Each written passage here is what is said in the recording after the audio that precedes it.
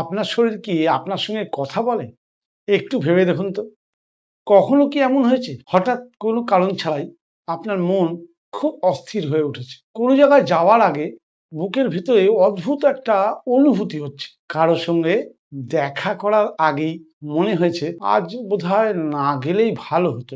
অথবা কোনো মানুষকে প্রথম দেখাতেই মনে হয়েছে আমি এই মানুষটাকে বিশ্বাস করতে পারি। আর সবচেয়ে আশ্চর্যের বিষয় হলো পরের কয়েক ঘন্টা পরে আপনি দেখলেন আপনার সেই অনুভূতিটাই সত্য হয়েছিল। তাহলে প্রশ্ন হচ্ছে, এটা কি শুধুই কাকতালীয়, নাকি আপনার শরীর আগে থেকে কিছু জানতো? যদি আমি বলি, প্রকৃতি অনেক সময় চিৎকার করে আমাদের সতর্ক করে না, সে ফিসফিস করে কথা বলে।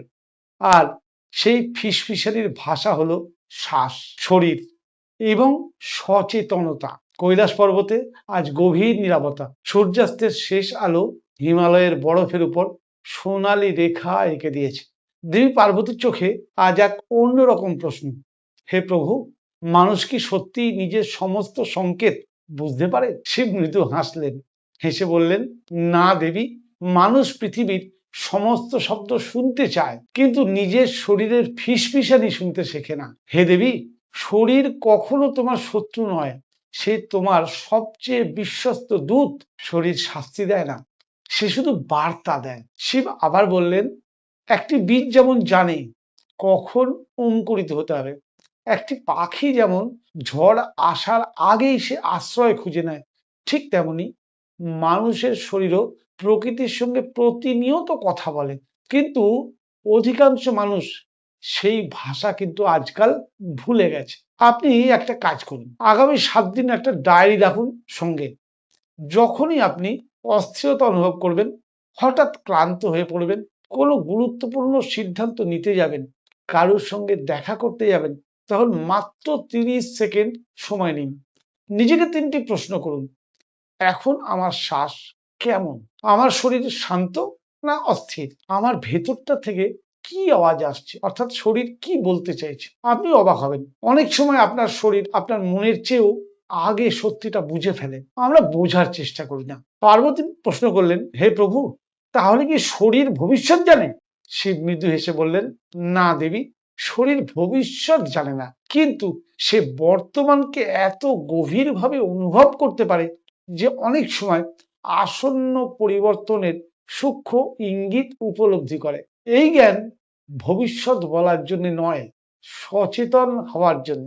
একদিন একজন শিষ্য শিবকে বললেন, হে প্রভু, আমার সব সিদ্ধান্তই ভুল হয়। শিব জিজ্ঞেস করলেন, তুমি সিদ্ধান্ত নেওয়ার আগে পৃথিবীর কথা কি শোনো, না নিজের শ্বাসের কথা শোনো? শিষ্য বললেন, আমি তো কখনো নিজের শ্বাসকে প্রশ্নই করিনি। শিব উত্তর দিলেন, তাই তো সে তোমাকে উত্তর দেওয়াও বন্ধ করে দিয়েছে। মনে রেখো দেবী, প্রকৃতি কখনো হঠাৎ বজ্রপাত করে না। প্রথমে একটা বাতাস আসে, তারপরে একটা মেঘ, তারপরে একটা পরিবর্তিত গন্ধ, তারপর একটা নীরবতা, তারপরে কিন্তু বজ্রপাত। মানুষের জীবনও ঠিক তেমনই।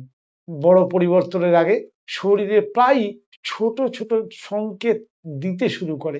আর এই ছোট সংকেত সহজে বুঝতে পারে মানুষ বাদে বহু প্রাণী। তার সবচেয়ে বড় প্রমাণ, বিগত দিনের যে সবচেয়ে বড় সুনামি, সেই সুনামিতে গবেষণালব্ধ রিপোর্ট বলছে মানুষ বহু মারা গেছিলেন, কারণ তারা অত বড় সুনামির রেকর্ড মানুষের কাছে ছিল না। কিন্তু কোনো জঙ্গলে থাকা প্রাণী কেউ মারা যায়নি, তারা ঠিক সময়ে সমুদ্রের ধার থেকে দূরে সরে গেছিলেন।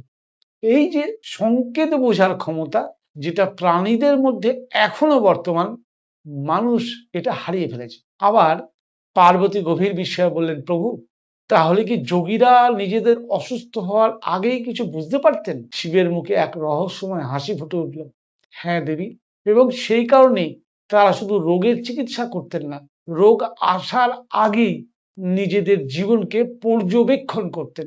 ঠিক তখনই কৈলাসের উপর দিয়ে প্রবল বাতাস বয়ে গেল।